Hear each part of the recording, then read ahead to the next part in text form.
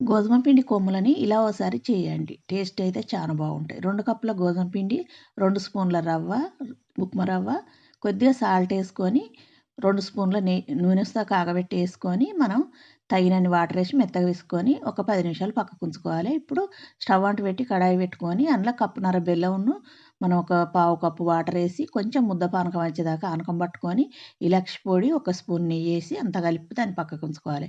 ఇప్పుడు మనం కొమ్ములను ప్రిపేర్ చేసుకోవాలి. గోధుమ పిండి ముద్ద కొంచెం తీసుకొని చపాతీలాగా ఎత్తుకొని దాన్ని స్క్వేర్ షేప్ కట్ చేసుకొని దాని మధ్యలోకి కట్ చేసుకొని మనకెంత సైజు కావాలో అంత సైజులా కట్ చేసుకొని అన్నీ ప్రిపేర్ చేసుకున్నాక మనం డీప్ ఫ్రై చేసుకోవాలి.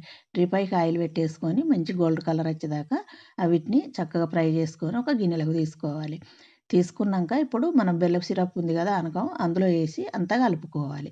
టేస్ట్ చాలా బాగుంటుంది. పిల్లలు ఏదన్నా అడిగినప్పుడు అప్పటికప్పుడు చేసేయచ్చు. చూడండి, నచ్చిందంటే లైక్ చేయండి, షేర్ చేయండి, సబ్స్క్రైబ్ చేయండి.